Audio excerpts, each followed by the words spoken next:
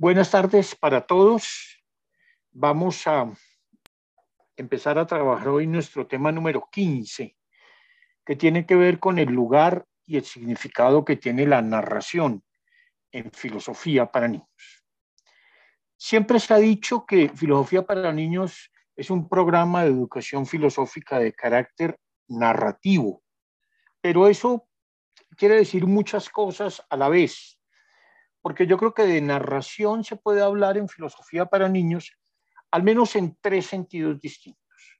En primer lugar, de la narración como un modo de comunicación y enseñanza, porque en Filosofía para Niños la filosofía se presenta dentro de moldes narrativos. Filosofía para Niños es un programa que trabaja con cuentos, con novelas e incluso con otras posibles narrativas, como las narrativas contemporáneas, pero en principio es un programa que trabaja con narraciones y porque desde el comienzo Lippmann entendió que la mejor forma de presentarle la filosofía a los niños y los jóvenes era en moldes narrativos. Y Lippmann reconoce que optó por la escritura de relatos filosóficos por razones que inicial, aunque no únicamente eran de carácter comunicativo y pedagógico. Si ustedes recuerdan, en la tercera sesión hablamos de ese punto y explicamos por qué Lippmann había optado por crear el formato de la novela, o por lo menos reinventar el formato de la novela filosófica. Pero la narración no solo es un modo de comunicarse y de contar cosas, sino que la narración también puede ser un modo de pensamiento.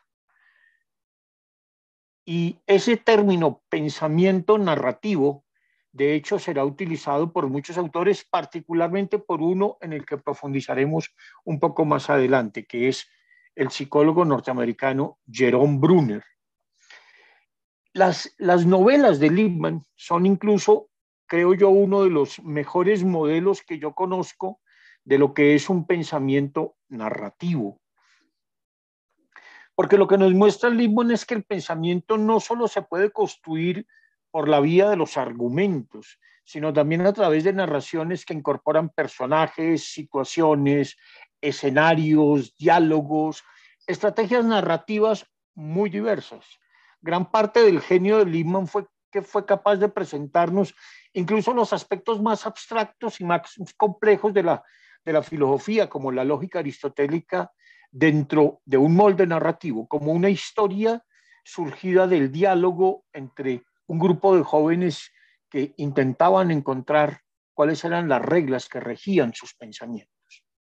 Entonces, la narración sí es una manera de presentar cosas, de comunicar, pero es también un modo de pensamiento, pero es algo más.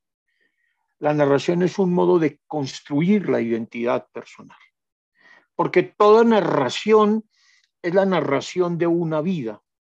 Toda narración es algo que cuenta alguien, al que llamamos narrador, y lo cuenta para algo, con un fin determinado y tiene un tema, se ocupa de un asunto determinado y se hace desde un cierto lugar, en un cierto tiempo, bajo ciertas condiciones y con estrategias narrativas específicas. Pero como toda narración es la narración de una vida, es a la vez la narración de la vida de alguien que está en busca de identidad. Tal vez quien ha trabajado más esta noción de la identidad narrativa fue un filósofo francés, Paul Ricoeur. Más adelante haré también algunas referencias a la noción de identidad narrativa de Paul Ricoeur, porque también, igual que la noción de pensamiento narrativo de Brunner, va a ser muy importante para él. Entonces, en Filosofía para Niños encontramos estos tres sentidos de la narración que hay que retener porque los vamos a retomar en lo que voy a decir más adelante. En todas partes del programa vamos a encontrarnos con distintas maneras de hablar de la narración. Entonces, lo que yo voy a presentar es la visión que hay en Filosofía para Niños del lugar y el sentido de la narración, pero me voy a ir aproximando a eso a partir de otros autores a los que seguramente leyó Lippmann, pero que nos dan una perspectiva sobre eso.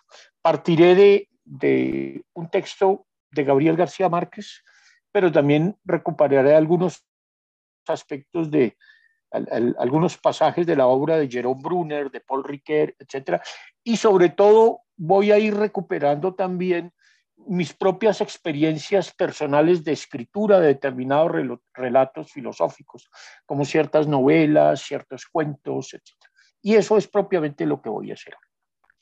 Y quiero tomar como punto de partida un texto de Lippmann que a mí me parece muy bello porque muestra las semejanzas que existen entre una narración y una vida. En ese estilo sintético, preciso, de frases muy cortas que dejan mucho espacio a la imaginación, Lippmann decía lo siguiente: cada vida tiene una narración, cada narración tiene una vida, cada vida tiene por lo menos una narración, pero algunas veces los detalles de la vida oscurecen los contornos de la vida. No podemos ver la vida con claridad porque está oculta por simples incidentes y sucesos. La vida empieza a surgir solo cuando sus narraciones comienzan a surgir. Las conexiones internas en una narración nos ayudan a arrojar luz sobre los sentidos de la vida. Escribir un relato se parece en algunos sentidos a vivir una vida o incluso un conjunto de vidas. La existencia de muchos capítulos, párrafos y oraciones a lo largo de la narración de un relato es como la existencia de muchos años, meses y días a lo largo de una vida.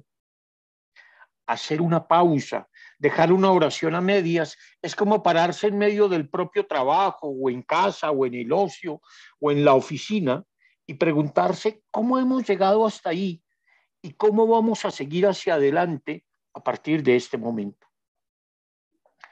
La parte de la narración que se ha leído ha quedado determinada. La parte que no hemos leído permanece indeterminada, al igual que en nuestras vidas. Nuestro pasado está determinado y nuestro futuro está indeterminado. La narración, como la vida, está llena de promesas que nunca se van a realizar, al igual que de realizaciones asombrosas, inesperadas. Escribir o leer un relato es pensar en el mismo filo, como la persona que hace surf se desliza sobre la cresta de la ola que está rompiendo. Emplear el modo narrativo en la enseñanza es emplear el relato como un sustituto de la vida. Es una manera de capturar el carácter concreto y específico de la vida, su complejidad e interconexión. La riqueza de matices que es característica de la vida misma puede captarse en relatos igual de ricos en matices. La narración es como la vida es como la narración, la vida misma es una narración. Por eso cuando se hace filosofía para niños, de lo que se trata es de reconstruir narrativamente experiencias de pensamiento y experiencias de pensamiento de los niños. Elaborar un texto filosófico para niños es intentar construir una narración de algunos aspectos de la vida del niño, pero una narración hecha desde una perspectiva filosófica. A mí me gusta decirlo de esta manera. ¿Qué es hacer filosofía con los niños? Es hacer filosofía metidos en la mente de un niño.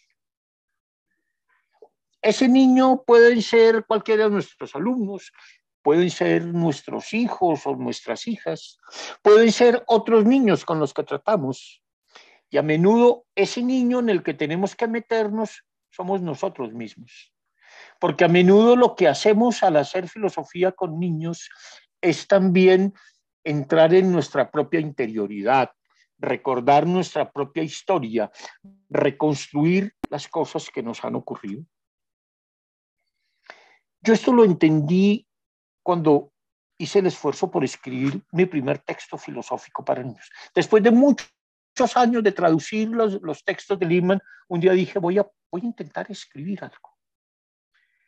Y lo primero que me propuse fue escribir una novela cortica para introducir a los niños en la filosofía.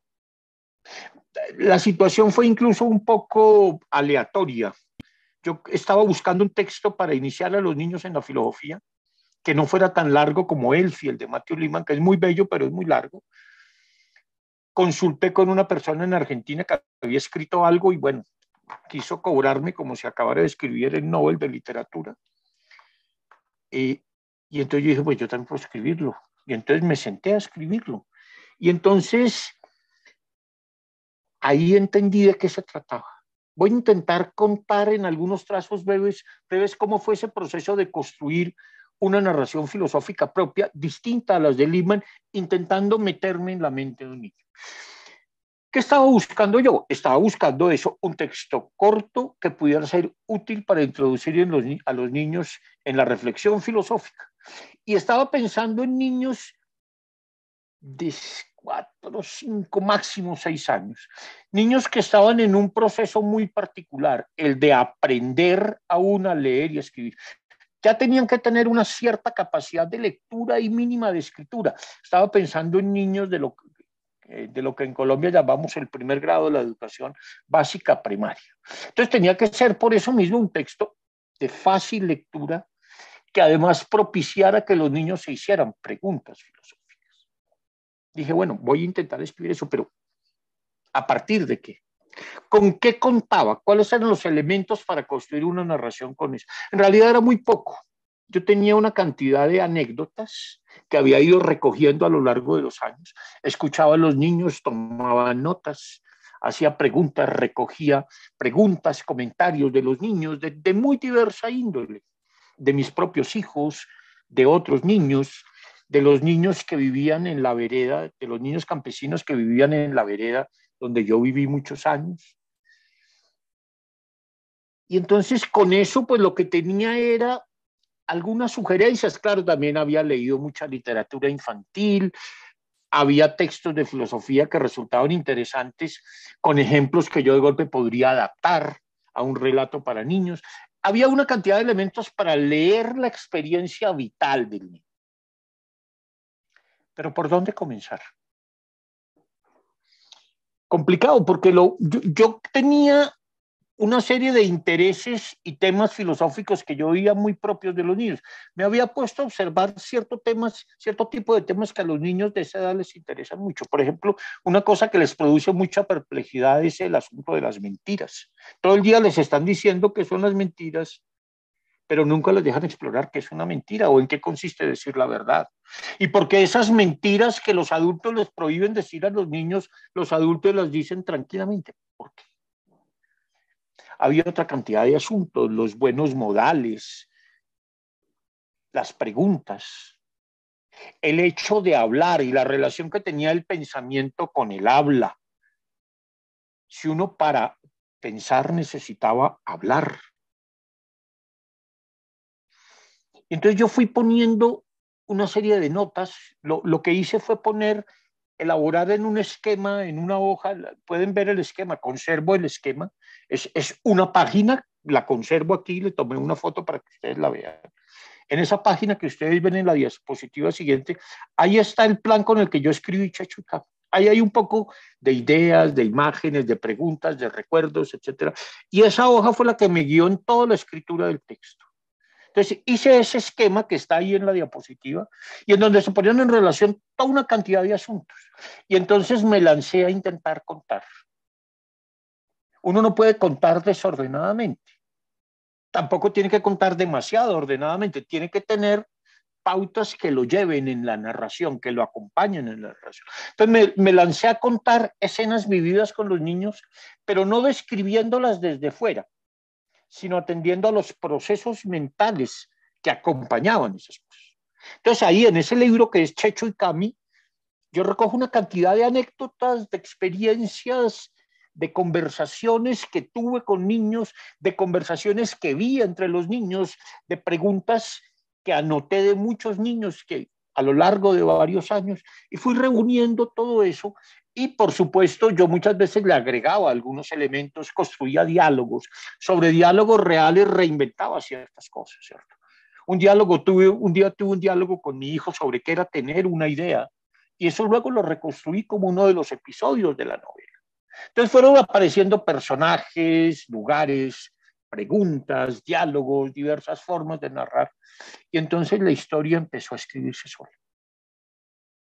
Ese es el punto. A mí muchas veces la gente me pregunta, ¿usted cuánto se demoró escribiendo esa novela? Yo les voy a ser sincero. Yo, Checho y Camila escribí en 3 horas. Eso me gasté 3 horas. ¿Por qué? Porque yo le había dado vueltas, vueltas, tenía ese esquema, tenía en la mente una cantidad de cosas. Dejé todo un día y me senté al computador y dije, la novela tiene que salir. Y cuando terminé, a las 3 horas, terminé y me paré. Después ya la revisé 20 veces, pero la novela la escribí de una, porque de lo que se trataba era poder contar sobre un esquema mental, ¿no? Entonces, lo que ustedes ven en esa imagen de la hoja que está ahí en la diapositiva son una serie de temas que yo fui a ver de qué puede ser, de esto, de aquello. Y entonces yo iba mirando y seguí, e iba escribiendo. Tenía claro que tenían que ser episodios cortos, contados, digamos, episodios cortos, frases cortas, etcétera. Entonces, la pregunta era, bueno, ¿y usted cómo hizo para armar todo ese rollo? Entonces yo dije, bueno, podría haberlo hecho por temas. Entonces, un tema para tal parte, un tema para tal, pero eso no era lo más adecuado, porque corría un peligro y es que eso se me volviera un texto academicista, donde yo me pusiera a explicar temas. Y eso era imponer desde fuera un molde prefijado a la experiencia. Entonces yo lo que hice fue más bien, mi guía no tienen que ser los temas. A mí me interesa narrar vidas y no explicar ideas.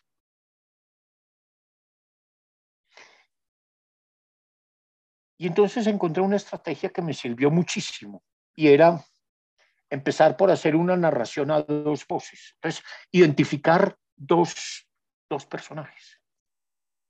Tenía en mente 2 modelos uno era un compañerito de mi hija del colegio que además vivía también en la vereda donde nosotros vivíamos, Checho, entonces se llama Sergio Pedraza, y Camila era la hija de Omaira, la persona que ha estado con nosotros durante muchos años, y Camila fue una niña de la vereda, pero que se crió en mi casa. Entonces, para mí esos 2 personajes me resultaban familiares y los podía poner a interactuar, ¿no? Además, esa era la estrategia que ya había utilizado Lippmann en Pío y Mechas, narrar a 2 voces, narrar, incluso hay una estrategia interesante y es que hay momentos en los cuales es claro que narra Checho, hay momentos en que es claro que narra Camille, pero hay momentos en que es claro que no se sabe quién narra.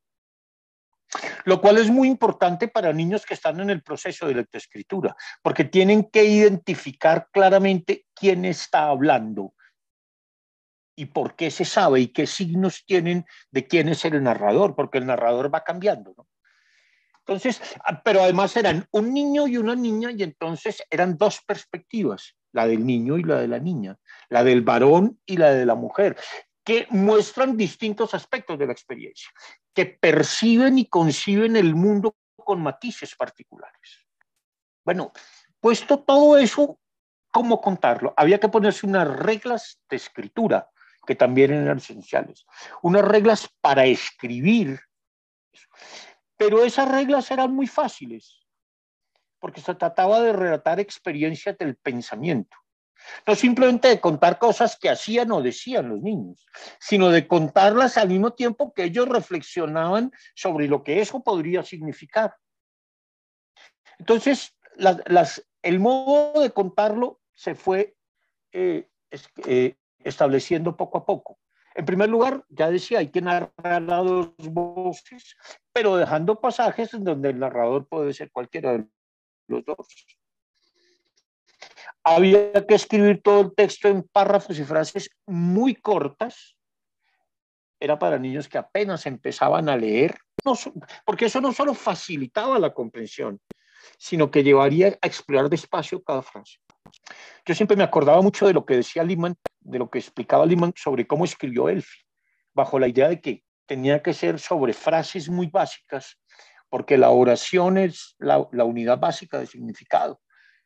Y eso tiene una función clave porque los niños empiezan a descubrir los problemas filosóficos y a plantearse preguntas en la medida en que exploran las relaciones entre un sujeto y un predicado. Además, había que usar mucho punto seguido, mucho punto aparte. ¿Por qué? Porque era muy esencial que no fuera un texto cuyo ritmo de lectura fuera muy complejo. Tenía que ser un texto que se leyera de forma muy pausada. Las oraciones debían ser precisas y los pensamientos se debían cocinar a fuego lento. Entonces, eso me obligó a ser muy cuidadoso en el uso de los signos de puntuación. Porque los signos de puntuación son formas de dar pausas y tonos a la escritura. Uno a través de los signos de puntuación establece pausas. Una coma es una pausa. Un punto de coma es una pausa mayor. Un punto seguido es una pausa aún más grande. Un punto aparte lo lleva a uno a otra idea, a un párrafo diferente donde puede empezar a desarrollar otra idea. Hay pausas que además son tonos. Los puntos suspensivos establecen una pausa, pero además dejan un tono de intriga, de misterio, dejan algo inconcluso, ¿cierto? Los signos de interrogación o los signos de admiración sirven para expresar sentimientos, para plantear preguntas, para una cantidad de cosas. O sea, había que encontrar el tamaño de la frase, el ritmo en que se debía leer, y todo eso lo dan sobre todo los signos de puntuación. Los signos de puntuación dan el tono, dan la pausa, dan el ritmo, y el tono, la pausa, el ritmo, y todo eso está ligado al sentido. Eso es, ese es un primer ejemplo de cómo se construye una narración filosófica. Ustedes, algunos de los que están acá, sé que conocen el texto y lo han leído. Los que quieran profundizar un poco más, todo esto que estoy diciendo acá también lo explico en otros términos en uno de los videos que están en mi canal. Bueno, eso diría yo como introducción básica al tema, pero voy a tratar tres puntos claves. El primero es el más teórico, que es la vida como narración y como forma de pensamiento. Aquí partiendo de un texto de Gabriel García Márquez, remitiéndome a algunos pasajes de Paul Ricoeur, de Jerome Bruner y del propio Matthew Lipman, voy a intentar mostrar qué es eso de que la vida es una narración. Esa es la parte teórica, diría yo, más fuerte del asunto, pero la otra parte es mucho más práctica.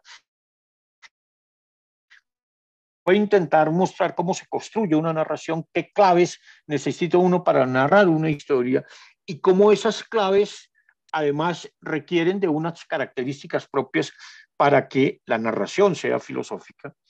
Y terminaré mostrando cómo se construye un relato filosófico en dos ejemplos concretos que son dos cuentos míos que también algunos conocen: El miedo es para los valientes y El collar de varias vueltas.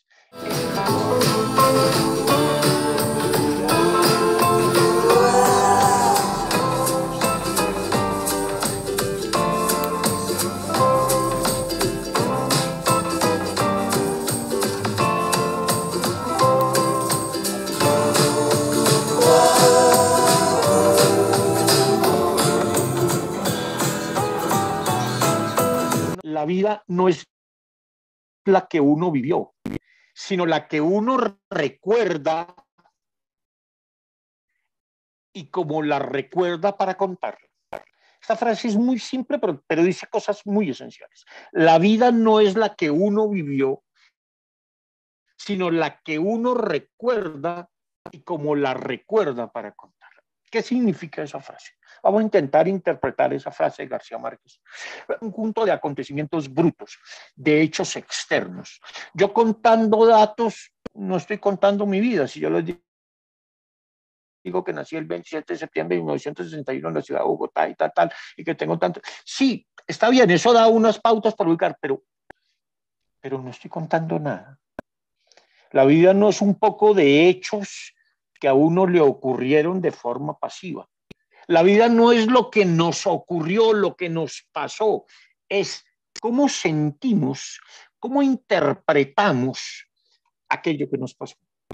Y para interpretarlo es que narramos nuestra vida, ¿cierto? Cuando narramos una experiencia, la narramos desde nosotros mismos, dándole un sentido. La vida no es el acto bruto de contar cosas, sino el acto de contar cosas con sentido.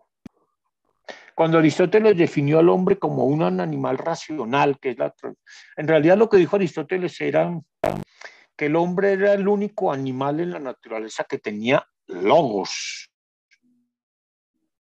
Y tener logos quiere decir poder decir cosas dotadas de sentido. Eso lo.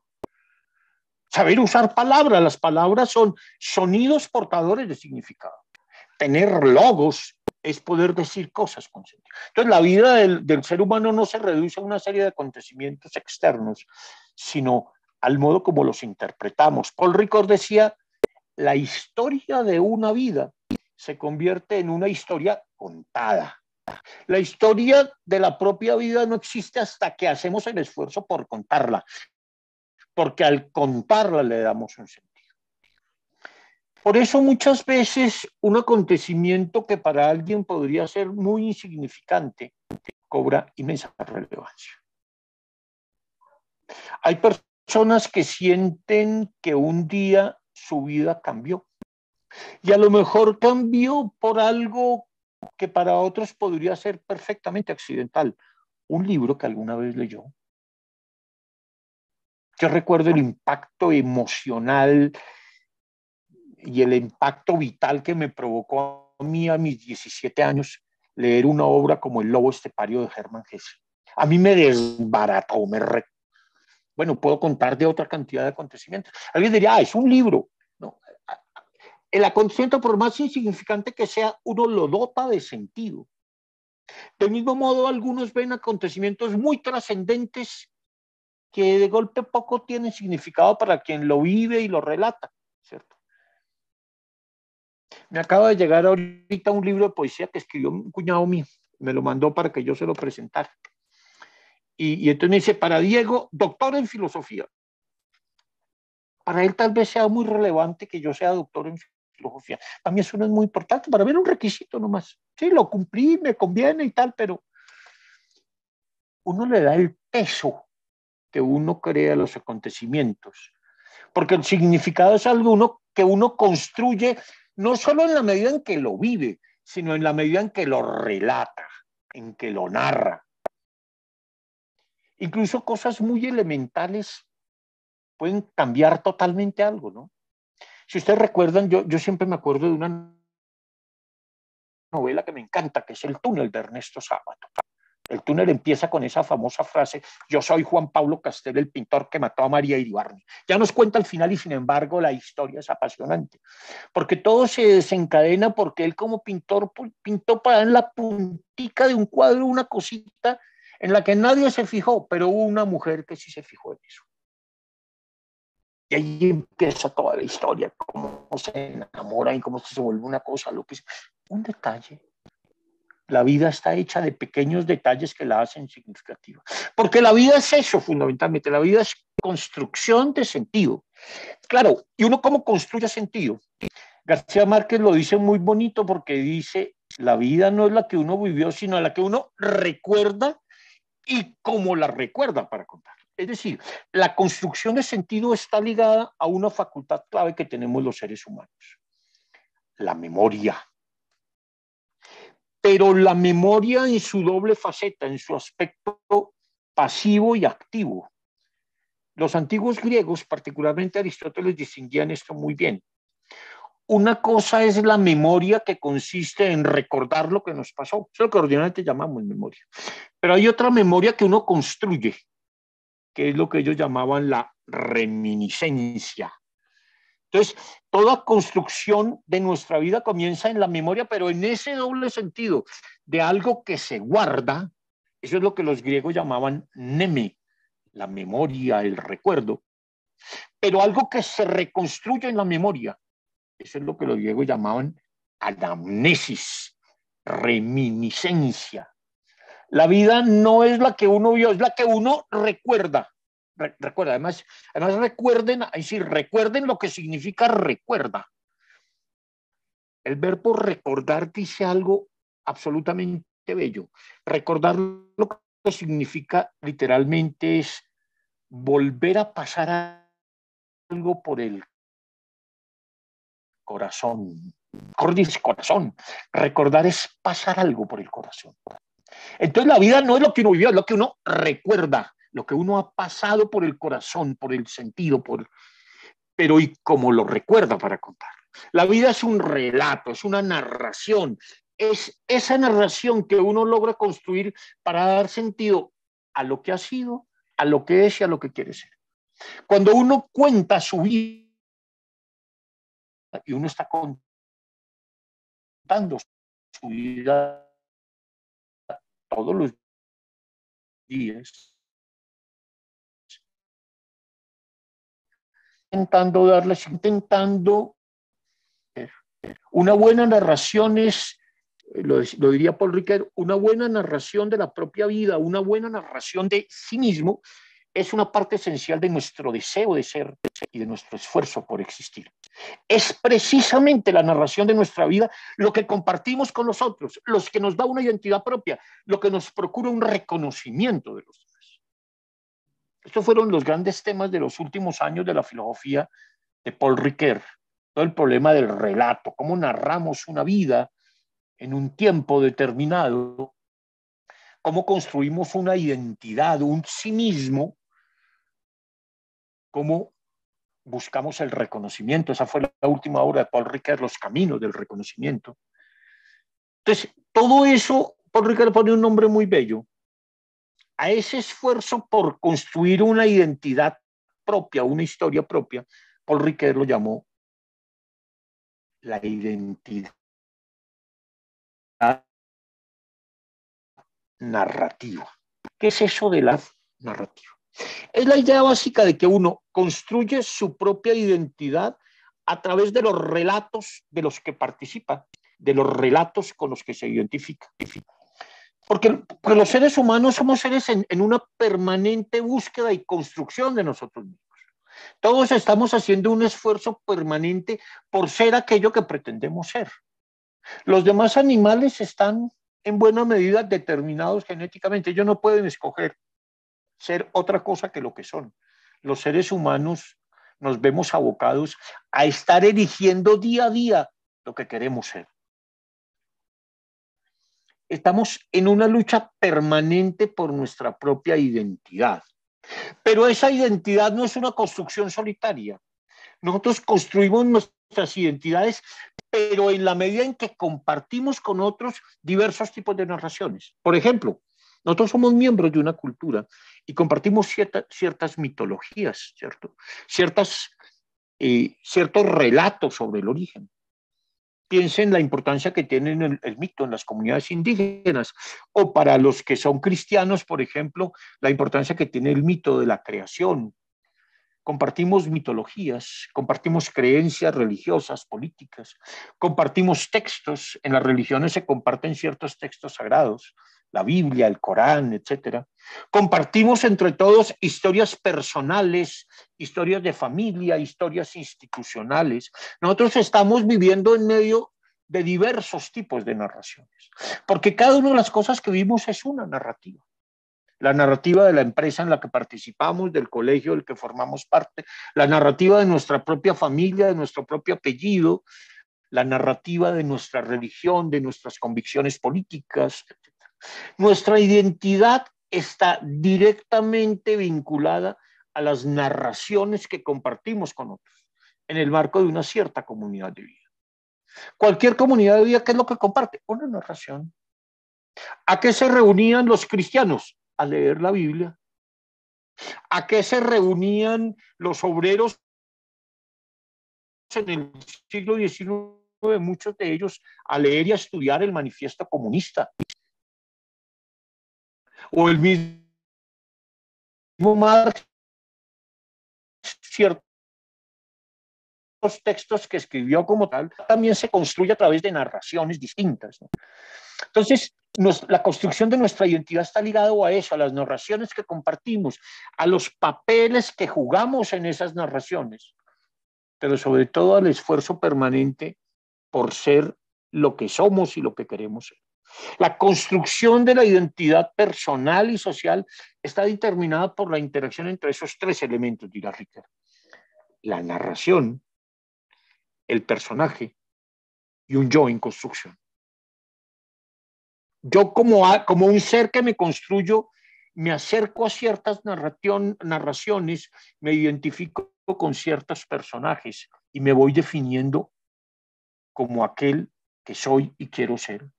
Somos lo que somos por las narraciones de las que participamos y que le dan sentido a lo que somos. El conocimiento que tenemos de nuestra propia vida, de nuestro ser más profundo. Paul Ricoeur tiene un término para eso que es muy bello, que es el sí mismo. El conocimiento que tenemos de nuestra más profunda interioridad, de nuestro sí mismo, es algo, en cierto modo, indirecto, porque se da a través de todo tipo de mediaciones culturales. Nosotros construimos nuestro sí mismo en la medida en que leemos determinados autores, en la medida en que nos admiramos determinados personajes. Hay ciertos personajes que tienen un influjo muy fuerte en la vida de uno porque generan identificaciones muy fuertes. Yo, por ejemplo, recuerdo, siempre cuento el impacto que tuvo en mí la lectura a los 10 años de la biografía de un gran prócer colombiano, Antonio Nariño, el precursor de la independencia, el hombre que tradujo al español los derechos del hombre, un hombre admirable. O más adelante, la profunda admiración que tengo por un personaje como Mahatma Gandhi, por ejemplo. Todo eso conforma nuestra identidad, los personajes que miramos, las instituciones a las que pertenecemos. Todas esas son mediaciones a través de las cuales nos construimos a nosotros.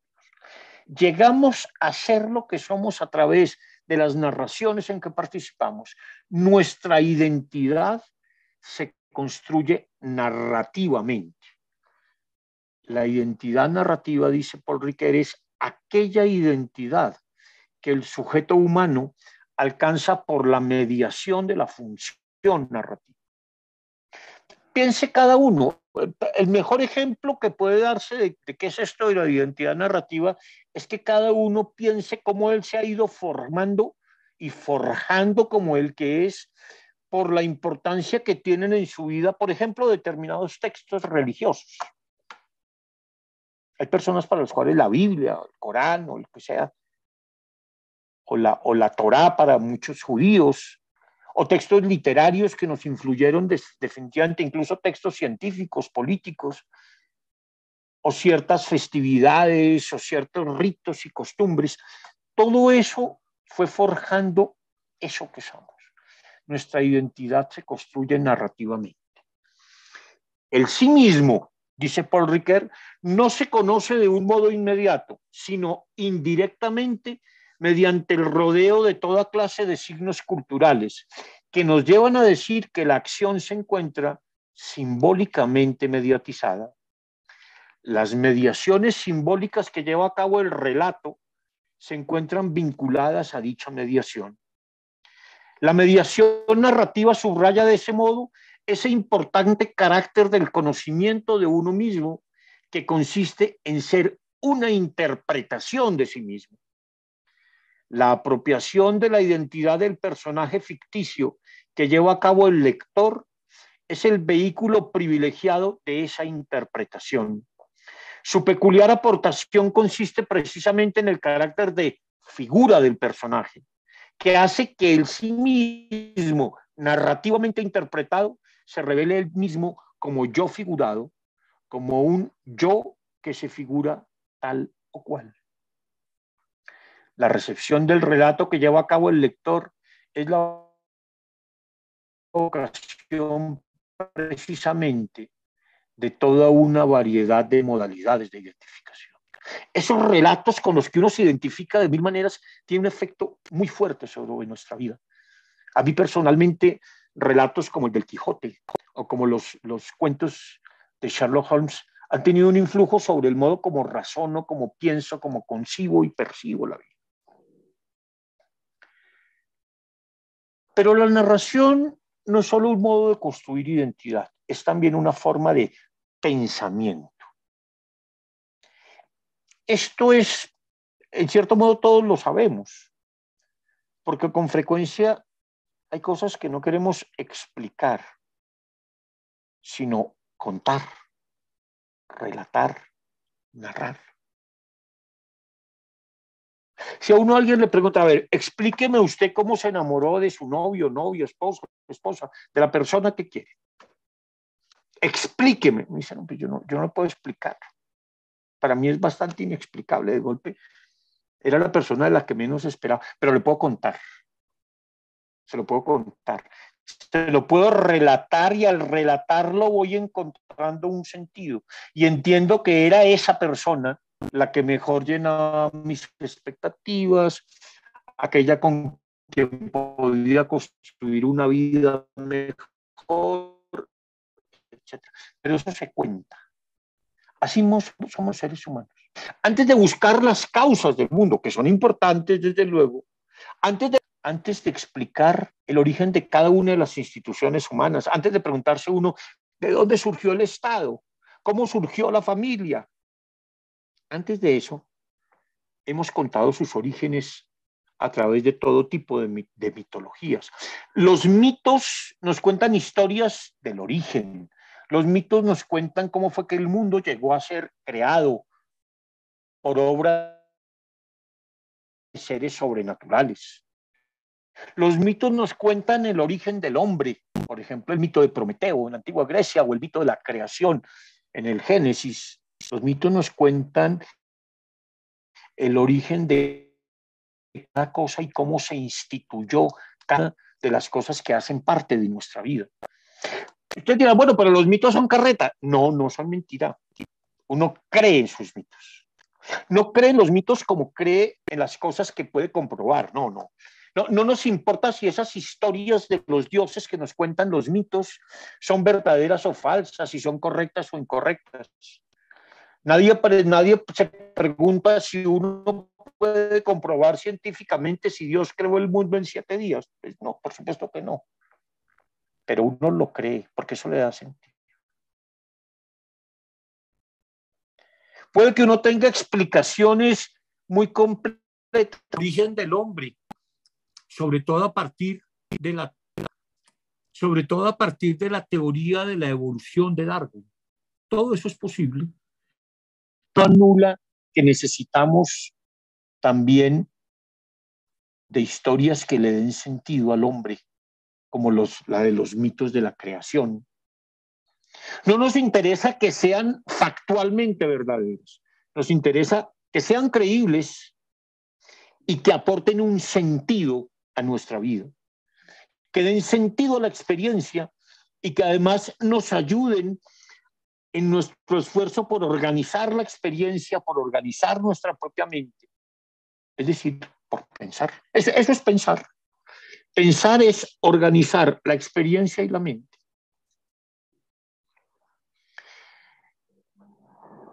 Los que tienen hijos saben el inmenso impacto intelectual que tienen sobre ellos el conocimiento de ciertas mitologías. Me voy a referir a las más conocidas, por ejemplo.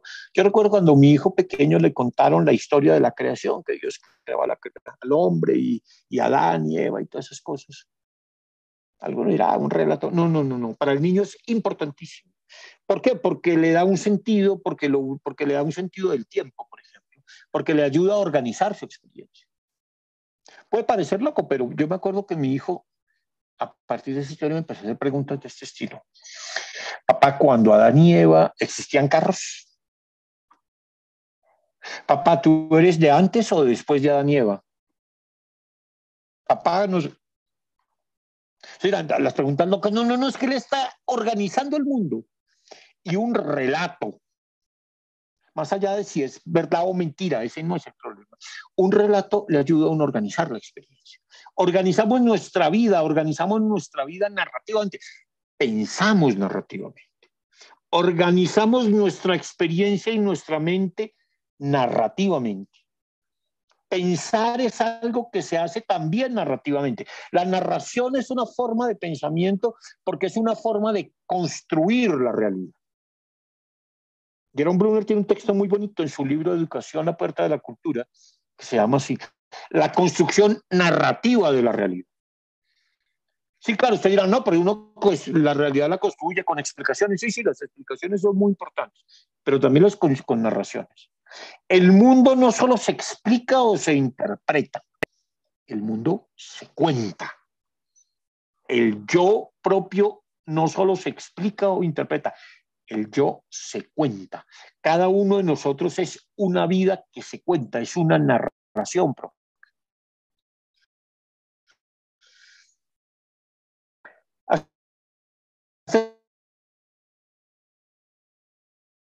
Muy pocas personas hablaban al científico que razona de forma hipotético-deductiva, como ocurre en la ciencia natural.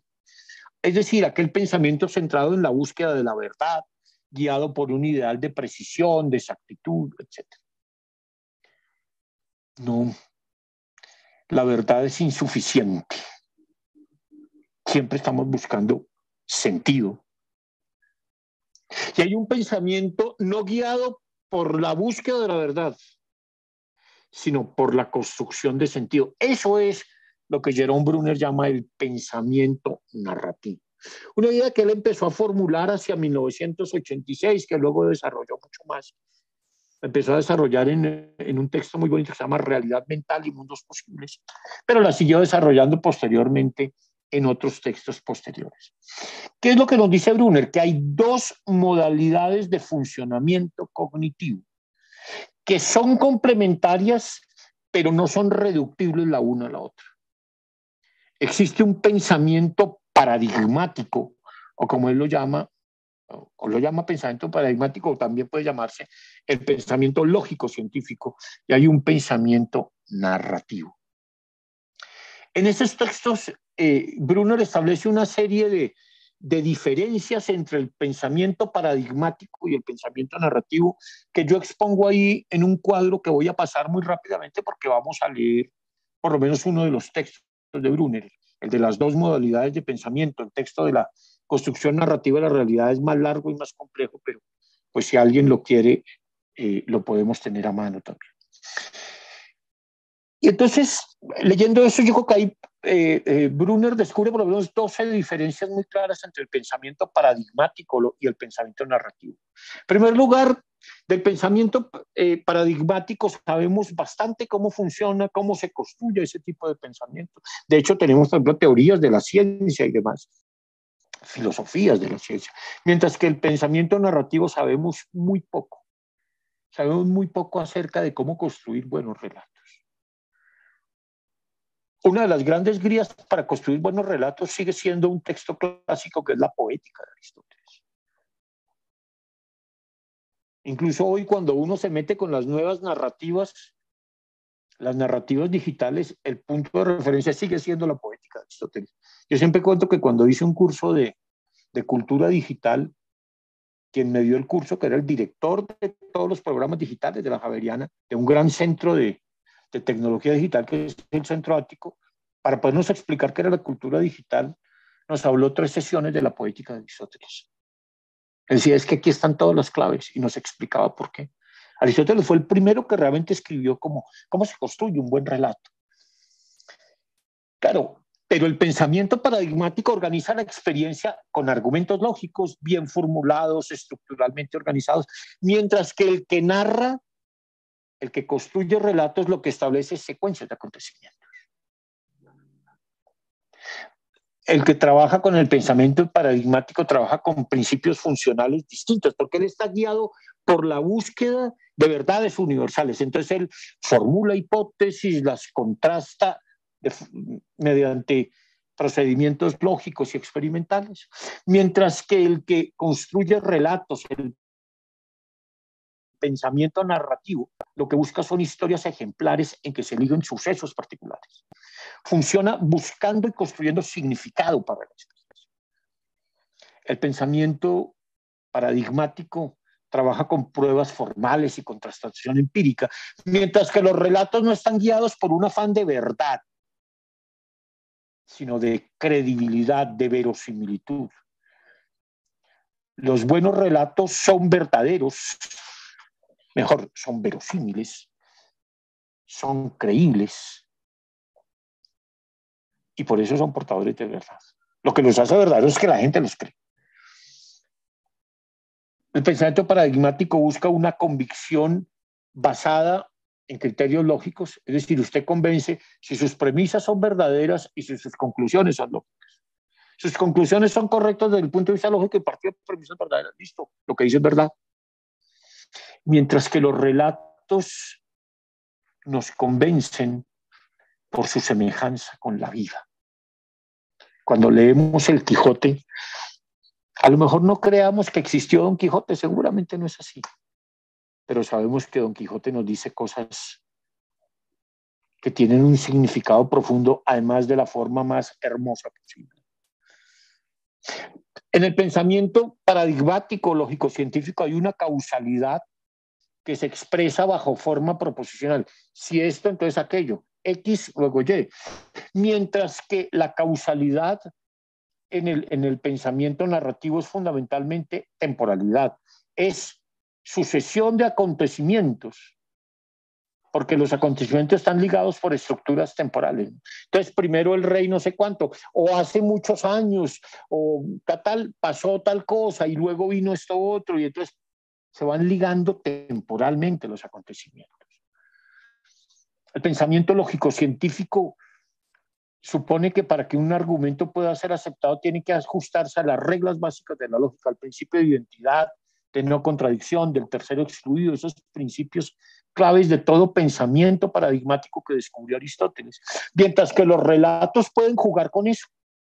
En los relatos puede haber contradicciones. En los relatos algo es y deja de ser pronto, ¿cierto? Uno puede transgredir la coherencia con fines dramáticos, como ocurre en los relatos de Kafka. Gregorio Samsa se despertó un día y era un escarabajo.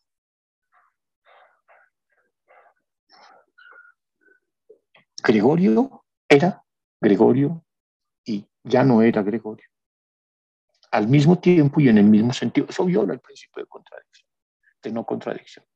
Claro, el pensamiento paradigmático describe, clasifica, categoriza, define, explica los diversos fenómenos naturales humanos, mientras que el pensamiento narrativo se limita a narrar la experiencia humana, las acciones, la conciencia que tiene la gente que actúa de sus propias acciones. Y por eso tiene tonalidades emocionales distintas. Hay narraciones tristes, hay narraciones alegres, dramáticas, cómicas, absurdas. Eso da lugar a toda una cantidad de géneros literarios distintos. La tragedia, la comedia, etc. Los resultados del pensamiento paradigmático son análisis precisos, pruebas lógicas, argumentaciones sólidas, descubrimientos empíricos y en general teorías que nos ayudan a explicar por qué suceden las cosas que suceden. Mientras que el pensamiento narrativo no nos explica nada, solo nos cuenta buenas historias, nos cuenta crónicas creíbles.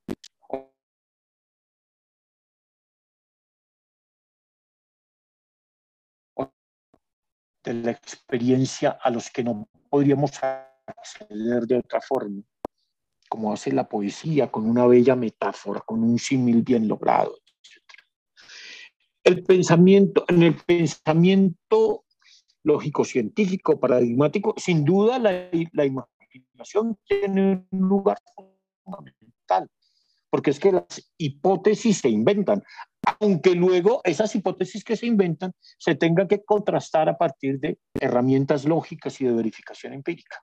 Mientras que en los relatos la imaginación opera con un grado mayor de libertad, porque proporciona todo, los argumentos de la acción, los personajes, los personajes literarios son fruto de la imaginación, las acciones intencionadas en que ellos incurren. Uno puede crear los ambientes, pero además los personajes van adquiriendo conciencia a lo largo del relato.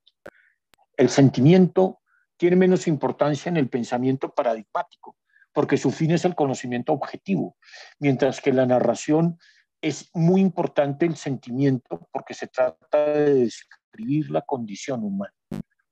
Finalmente hay lo que Brunner llama universales de la experiencia. Sí, hay ciertas exigencias a la experiencia que hace el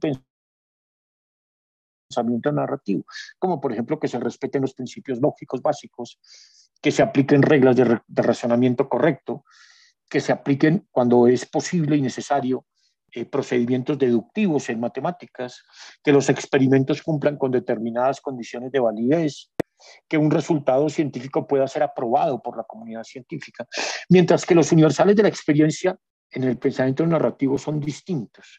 Esos los describe, no tengo tiempo de describirlos con detalle, los describe con mucho cuidado Jerome Brunner en su texto La construcción narrativa de la realidad, la estructura del tiempo cometido, la particularidad genérica, las acciones portadoras de razones, la composición hermenéutica, la canonicidad implícita, la ambigüedad de la referencia, la centralidad de la problemática, la negociabilidad inherente y la extensibilidad histórica de la narración.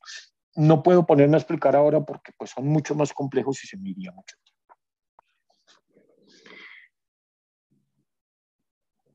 Voy a parar aquí porque aquí está todo el marco teórico sobre el cual va a construir posteriormente Lippmann la idea de que la filosofía es la narración de una vida.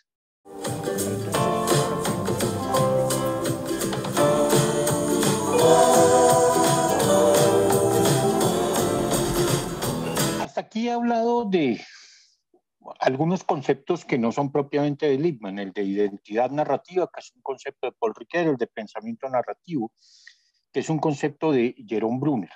Entonces, muchos podrían preguntarme, bueno, ¿y esto qué tiene que ver con filosofía para niños, con Lippmann, etcétera? Y entonces les pido que volvamos al comienzo de esta charla, donde hablé de 3 sentidos en que se puede hablar de narración. Porque yo creo que filosofía para niños trabaja con los 3 sentidos básicos de narración. En primer lugar, filosofía para niños es un programa de educación filosófica basado en narraciones. Y no en cualquier narración, en unas narraciones muy particulares. Unas narraciones en las cuales un grupo de niños nos cuenta cómo es su mundo, nos comparte sus pensamientos, sus perplejidades, las preguntas que se hacen, Harry, sus amigos, Pixie, los que sean, y sobre todo nos relatan una experiencia tal como la viven y piensan. Son narraciones filosóficas. Porque los protagonistas, Elfie, Harry, Pixie, Susie, etcétera, nos van contando una historia, pero al tiempo que van contando la historia, van reflexionando sobre ella y nos comparten esas reflexiones.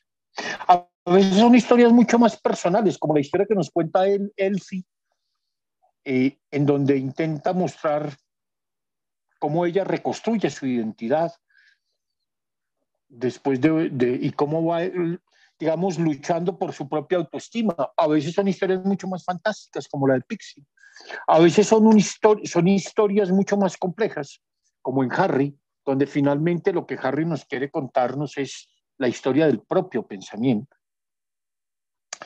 Pero en filosofía para niños no solo hay narraciones, sino que hay modelos de pensamiento narrativo.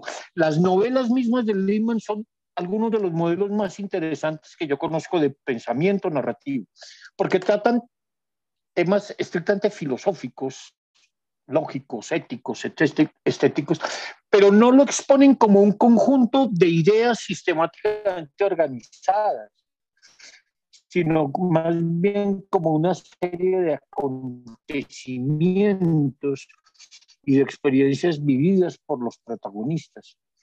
Porque los protagonistas son modelos cognitivos para los niños, para las niñas y los jóvenes que leen estas historias. A mí hay un modelo de todo eso que me parece particularmente interesante, que es el descubrimiento de Harry.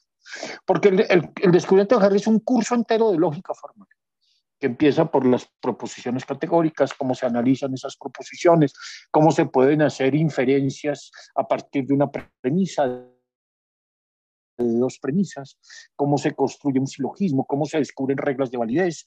Todo eso que es muy abstracto y que uno encuentra en un libro de lógica, lo encuentra en Harry, pero contado, como descubrimientos que pueden hacer un grupo de muchachos en la medida en que se hacen preguntas. Y esto es muy interesante porque la vía narrativa es otra vía para acceder al conocimiento. Yo siempre cuento que muchas veces cuando yo daba lógica en la universidad, después de un semestre entero de lógica formal, les entregaba a los alumnos el descubrimiento de Harry. Les decía, bueno, ahora leas esta novela. Y muchos después me llegaban y me decían, leyendo la novela, entendí muchas de las cosas que nunca había entendido en clase. Es decir, por esta vía narrativa descubrí una cantidad de cosas que no había podido pensar claramente por la vía puramente argumentativa, ¿no? El pensamiento narrativo es una forma de acceso a la realidad, ¿no? Es una forma, digamos, de construcción cognitiva, como que, que no es ni menos, tampoco ni más que la vía de carácter explicativo. Pero además, porque en filosofía para niños hay múltiples ejemplos de cómo se construyen identidades personales de forma narrativa. Todos los personajes de las novelas de Lehmann son personajes en busca de una identidad propia. Y son personajes que buscan una identidad propia, pero participando de unas narrativas comunes. Eso lo puede uno en casi todas las novelas. En Pixie es muy interesante porque Pixie es una niña que se hace preguntas, que se imagina cosas, pero que luego quiere contar una historia que es una historia fallida, que es la historia de la visita al zoológico. Y entonces sus amigos cuentan otras historias por ellas, que es al final de la novela. Harry es alguien que se está pensando a sí mismo y está construyendo su identidad a través de algo que él ha encontrado que es lo más maravilloso del mundo, que es el pensamiento. Incluso tiene un texto, un escrito en su cuaderno muy bello, donde intenta explicar por qué el pensamiento es la cosa más maravillosa del mundo y porque precisamente cuando intentamos comprender al pensamiento estamos intentando comprendernos a nosotros mismos. Incluso una narrativa aparentemente tan abstracta como la de las reglas del pensamiento es un proceso de búsqueda de la identidad. Uno lee Elisa y Elisa, que es una muchacha interesante, inquieta, etcétera, tiene que afrontar una situación tremendamente dura que es la muerte repentina de su padre y los conflictos que ella empieza a tener con su mamá después de la muerte de su padre y cómo tiene que reconstruirse ella como persona. Uno ve en Marcos el proceso de construcción de una identidad perdida porque entran en conflicto todos sus roles. La historia de Marcos es muy interesante, porque de un día para otro todo se le desbarata, todos sus roles sociales entran en crisis. La novia lo manda lejos, los amigos no le creen, en el colegio lo sancionan, lo botan en el equipo de básquet. Por razones laborales de su mamá, se va a tener que ir a vivir a otra ciudad. Todo el círculo de sus relaciones sociales entra en entredicho, ¿no? ¿Cómo reconstruir una identidad? Entonces, la filosofía es eso, un esfuerzo de construcción y de reconstrucción de la identidad que se hace narrativamente. Y eso tiene muchos modelos interesantes. Hay uno que a mí me gusta mucho, que es el que hay en Susi. Harry, que ha sido muy interesante y muy pilo explorando todas las reglas del pensamiento, cuando le dicen escriba un cuento, un poema, se queda en blanco. No es capaz de escribir una letra. Entonces Susi se acerca a él y empieza a ayudarle a que explore su propio yo para encontrar medios de expresión a través de la escritura, ¿no? Bueno, Filosofía para niños en todas sus novelas, Lima nos muestra una cantidad de personajes que se reconocen a sí mismos como miembros de una comunidad, pero en la medida en que comparten con otros. Incluso esa estrategia narrativa la utiliza mucho Marcos Lippmann, que es partiendo de la idea de que la familia es la base de la sociedad, llegan a la conclusión de que la mejor manera que tienen de comprender la sociedad es conociendo las familias. Entonces empiezan a visitar las familias de cada uno y van comentando y van entendiendo cómo funciona la sociedad, pero entendiendo, por ejemplo, los trabajos que tienen sus padres, etc. La importancia que Lima le concede a las narraciones va más allá de de los conceptos que he tocado antes, de las conceptualizaciones de Riquet y de Brunner. Mucho antes de que se hablara de identidad narrativa, como habla Riquet, o de pensamiento narrativo, como habla Brunner, ya en la década de los 60, Lippmann tenía una plena conciencia de la importancia de la narración en filosofía. Cuando él intenta ver cómo se puede hacer filosofía de otra manera, lo primero que escribe es una novela, El descubrimiento de Harry. Entonces, su opción por la narración obedece a razones, a convicciones personales y a razones muy prácticas. Y él mismo las explica. Él dice, a ver, primero, para empezar, a los niños les gustan los cuentos. Si queremos hacer filosofía con los niños, pues el mejor formato es el del cuento, pero no un cuento que se lee por mero gusto o diversión. No son simplemente cuentos imaginativos, fantásticos, no. Tienen que ser cuentos que le ayuden a los niños a reflexionar sobre su propia vida, que les ayuden a buscar significado. Aquí sin duda es muy inspirador uno de los grandes psicoanalistas del siglo XX, Bruno Bettelheim, que escribió su libro El psicoanálisis de los cuentos de hadas. Bruno Bettelheim muestra cómo los cuentos de hadas son el modo como los niños empiezan a construir significados para sus vidas. Porque los cuentos de hadas parten de las situaciones de los niños, de los temores que viven, les ayudan a encontrar soluciones a ellos.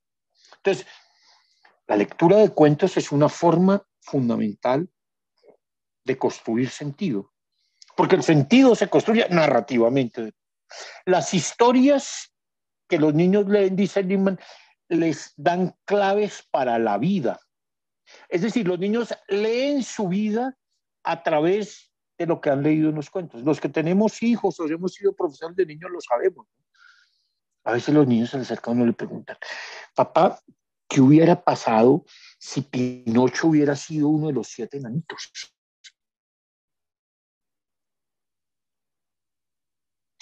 O papá, ¿y por qué Pinocho sí existió o no existió? O hay brujas, ¿y dónde viven las brujas? ¿Cierto? ¿Qué pasaría si tal cosa? Comprendo los dramáticos de las narraciones. Ellos también sienten angustia cuando uno les lee la historia de Pulgarcito, que es un niño que abandonaron a él y a sus hermanos los papás en el bosque porque no tenían cómo alimentarlos. Se hacen sensibles a los sentimientos de sus personajes. Una razón, dice Lippmann, por la que a los niños les gustan los cuentos es que los cuentos les proporcionan alusiones de algo que se parece a la vida. Los niños deben escuchar las narraciones una y otra vez para que puedan calar en sus mentes. Cada narración es un amasijo de claves para la vida, claves que hay que seguir, en las que hay que pensar y que hace falta asimilar. Un cuento no tiene que contener principios éticos o... Claro, además Lippmann le concede un especial papel a las narraciones en el desarrollo de la comprensión ética, que es, como lo vimos antes, uno de los objetivos centrales de filosofía. Porque no se trata de inculcar valores, como dicen en un término espantosamente feo, sino se trata de hacer investigación ética. Y hacer investigación ética es mucho más que argumentar sobre asuntos morales. Hacer investigación ética implica otra cantidad de cosas que exigen la participación de las narraciones. Por ejemplo, hacer investigación ética supone poder describir con sumo cuidado las situaciones morales. Para hacer una buena investigación ética uno tiene que describir muy bien qué es lo que está pasando, identificar dónde están los conflictos y empezar a examinar todos los factores que determinan el modo como actuemos. Las circunstancias, los motivos, las razones, las consecuencias. Eso que veíamos hace unos días en el texto que nos expuso Marisol. Como hay una serie de factores, pero esos factores se identifican mejor narrativamente. Pero sobre todo hay para Lippmann una razón muy fundamental para que la narración y el pensamiento narrativo sean el núcleo fundamental de filosofía para niños. Y es que lo que busca filosofía para niños es, como ya lo dije muchas veces, no es que a los niños se les enseñe filosofía, contenidos filosóficos, lo que dijo Platón, Aristóteles, o que ellos aprendan filosofía, aprendan metafísica, aprendan lógica, aprendan. Lo más importante es algo más esencial, que los niños aprendan a leer su vida filosóficamente, a examinar su vida filosóficamente. que desde niños asuman ese ideal socrático de que una vida sin examen no merece ser vivida. Pero eso no solo se hace con argumentos racionales, eso se hace, de nuevo, con narraciones. Solo las narraciones permiten dos cosas claves. Uno, la identificación de los estudiantes con los personajes. Para uno poder entender una narración, tiene que realizar un proceso de identificación con el personaje. Cuando uno lee el Quijote, hay un momento en que uno se enamora del viejo. Y cada cosa que dice tiene un sabor, porque uno empieza a identificarse con el Quijote, con Sherlock Holmes, con las angustias de un Hamlet o de Segismundo en La vida sueño. Con los personajes literarios nos tenemos que identificar. Y sobre todo, lo que encontramos en las narraciones también son invitaciones a imitarlas, porque uno aprende básicamente por imitación, ¿cierto? Y eso, de nuevo, solo es posible a través de esas narraciones que nos permiten compartir las experiencias con otros, que nos permiten clarificar y comprender nuestras propias emociones, que nos permiten examinar situaciones que les ocurren a otras personas, que nos permiten evaluar si las razones que dan los personajes de una historia son razones suficientemente buenas como para ser aceptadas o deben ser cuestionadas, que nos permiten en general todas aquellas acciones y actividades que nos permiten comprender filosóficamente el mundo y que nos permiten comprendernos filosóficamente a nosotros. Yo diría que en este punto culmino la parte teórica de la narración. Voy a centrarme ahora en algunos aspectos prácticos, intentando mostrar con ejemplos concretos cómo se construyen ciertas narraciones filosóficas, poniendo algunos ejemplos, etc. Y lo primero que voy a mostrar es que para narrar uno necesita unas coordenadas. Si uno quiere narrar bien, sí, debe soltarse, ¿de acuerdo? Pero tiene que tener unos puntos de referencia, unas coordenadas muy claras. ¿Cuáles son esas coordenadas? Esto es muy elemental, pero muy esencial. Porque mi experiencia siempre ha sido que a los que nos formamos en filosofía nos cuesta mucho narrar. Dar explicaciones, damos 20.000 casos, pero contar una historia nos cuesta tremendamente. Nos acostumbramos a explicar, a justificar, a argumentar, pero nos cuesta mucho narrar. Porque narrar supone situarse en una perspectiva para contar algo y para contarlo de una cierta manera. Por eso yo creo que uno puede identificar 8 claves concretas para narrar algo, que yo las formulo bajo preguntas muy precisas. Si uno quiere narrar algo, tiene que hacerse estas 8 preguntas básicas. Primero, ¿qué es lo que voy a narrar? ¿Qué se narra? ¿Qué estoy narrando? Segundo, ¿quién lo va a narrar? Porque lo pueden narrar muchas personas, lo puede hacer un narrador externo, lo puede hacer uno de los protagonistas, lo puede hacer mucha gente. ¿Para qué lo va a narrar? Es decir, ¿qué es lo que quiere mostrar con esa narración? ¿Con qué intención nos cuenta eso y nos lo cuenta de esa manera? ¿Desde dónde lo narra? No solo hay alguien que narra, sino que narra desde un lugar. Y tiene que encontrar el lugar desde donde puede narrar mejor lo que quiere narrar. No se narra igual desde cualquier lugar, ¿cierto? No se narra un partido de fútbol de la misma manera si uno está presente en el estadio que si lo hace por televisión. Depende desde donde uno narre. Depende cuándo lo narra, porque es que uno tiene que escoger lo que va a narrar, puede que tenga un tiempo propicio para eso. Y habrá que explicar por qué se narra en ese lugar y en ese momento. ¿Cómo lo narra? ¿De qué forma? ¿Con qué estilo? ¿Qué estrategias va a utilizar? ¿De qué instrumento se va a valer en su narración? Por ejemplo, ¿qué tipo de analogías va a utilizar? ¿Cómo compara unas cosas con otras, etcétera? Si recurre, por ejemplo, a lo que hoy muchos llaman el flashback, y volverse hacia otro momento anterior o ir pasando de un tiempo a otro. Todas esas son estrategias narrativas.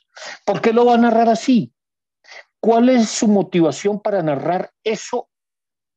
Y en último término, para narrarlo así como lo narra. Voy a poner esto en un ejemplo. Esto puede aplicarse a muchos relatos. Yo voy a aplicarlo a un relato que les sugerí que se fueran leyendo, que es un cuento de 4 páginas que se llama Aquel santo día en Madrid, de un escritor español que se llama José Luis San Pedro. Si lo pudieron leer, van a entender muy bien de lo que estoy hablando. Se puede hacer con otro también, pero vamos a hacerlo con este. Voy a intentar mostrar en ese cuento en concreto esas 8 coordenadas de la narración. Si ustedes recuerdan, para resumirlo brevemente, este es un señor que cuenta lo que pasa un domingo en Madrid en un partido del Real Madrid en el Estadio Santiago Bernabéu. Pero lo cuenta como si fuera un ritual religioso. ¿Qué narra entonces? Un acontecimiento concreto, un partido de fútbol del Real Madrid, un día domingo en el Estadio Santiago Bernabéu. Eso es lo que narra. Pero lo narra como si estuviera narrando una misa, más o menos. ¿Quién lo narra? Lo interesante es quién lo narra. El narrador es alguien totalmente ajeno a la situación, es un extraterrestre, un astronauta por allá de otro planeta que pasa cerca del planeta Tierra y dice, bueno, antes de irme voy a bajar un momentico allá al planeta a ver ¿qué veo ahí? Es un tipo que está investigando cómo evolucionan los sentimientos religiosos de los terrícolas, sobre todo después del Concilio Vaticano II. Dice, bueno, voy a pegarme una paradita en Madrid a mirar qué es lo que... Entonces lo narra un extraterrestre, ¿cierto? ¿Para qué lo narra? ¿Con qué intención hace esa narración? Sin duda lo que él está intentando mostrar es clarísimo. De alguna manera lo que está intentando mostrar es cómo el fútbol se ha convertido en el mundo contemporáneo en una forma de religión. Y entonces, un partido en un día domingo del Real Madrid en el Santiago Bernabéu es como un cierto tipo de rito religioso. Por eso, lo que quiere mostrar no lo puede hacer desde cualquier parte. Tiene que elegir un lugar de la narración. Él podría haber parado ese extraterrestre, podría haber parado en Colombia, en Estados Unidos, ultracatólico, pero no escogió cualquier España. Esa narración como está ahí no la puede hacer en Cataluña, donde no son ni tan católicos ni tan nacionalistas como lo son mucha gente en Madrid. Tampoco lo puede hacer en cualquier lugar de Madrid.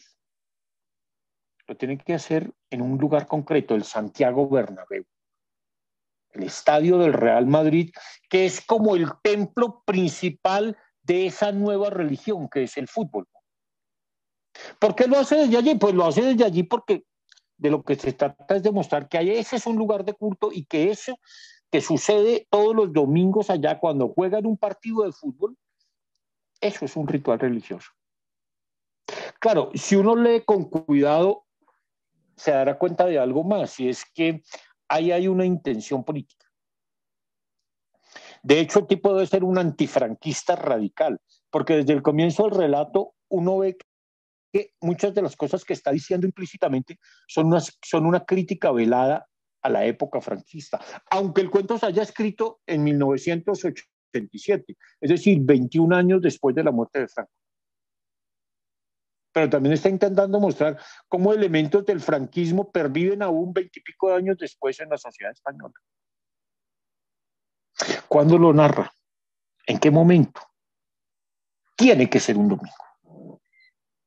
Esa narración no sería igual, no sería posible si fuera un miércoles, no. Es aquel santo día en Madrid. El domingo es el día santo de la semana, pero es también el día habitual del fútbol en el Bernabéu, por lo menos lo era en esa época. Ya hoy en día, por la televisión, ya los partidos no son tan dominicales como lo eran en otra época, ¿no?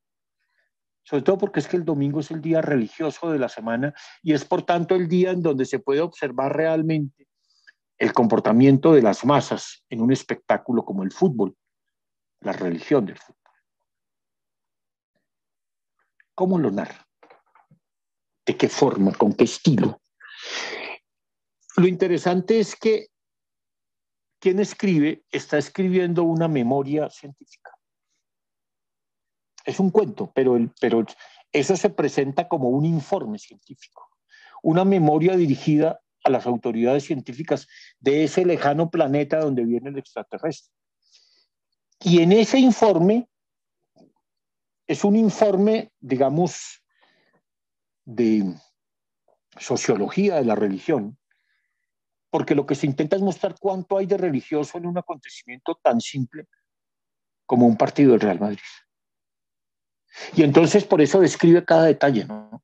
Ahí están todos los elementos de la religión. Hay un templo, el Bernabéu. Hay una ceremonia periódica, el partido dominical, que parece que reemplaza lo que era en la antigua religión la misa dominical. Hay un objeto de culto, la pelota de fútbol, y hace una descripción detallada de ese objeto de culto. Hay unos oficiantes de la ceremonia, 11 de un lado y 11 de otro, unos vestidos de blanco, otros de otro color, y luego además aparecen otros rarísimos vestidos de negro. En esa época en que él relata eran 3 vestidos de negro los árbitros. Hoy en día ya no van vestidos de negro sino de otro color, y ya no son 3 sino son 9. El equipo arbitral ya es como un tercer equipo, son 9. Hoy en día en un partido de fútbol normal oficial hay 9 árbitros. Una exageración, pero bueno, así es. Esa religión del fútbol tapa todo. Hay una liturgia, ¿cierto? Él va mostrando, describiendo cada momento de ese ritual, ¿cierto? Cada acto del partido. Entonces, está distribuido en tanto tiempo, atacan unos para allá, los otros para acá, la portería está dispuesta a no sé qué, a los tantos minutos se suspende y hay un rato para la meditación y bueno, ¿cierto? Hay una serie de objetos rituales, entonces describe las porterías, las redes que están dispuestas de cierta manera. Entonces, hay una estrategia narrativa, se trata de narrar un acontecimiento que es un simple partido de fútbol como un fenómeno de psicología de masas, como un acontecimiento religioso. Y por eso siempre se hace el contraste entre la vieja religión, el catolicismo, y particularmente el catolicismo español, y la nueva religión, el fútbol. Y se va interpretando cada detalle de eso. El balón, los tiempos del partido, el descanso, los cánticos que hay en las tribunas, etc. Todo eso hace parte de un mismo ritual. ¿De qué instrumento se vale en la narración? Se vale de una cantidad de cosas. Una herramienta clave aquí es la analogía. Hay una analogía permanente entre el fútbol y la religión. El fútbol es una nueva religión, ¿cierto?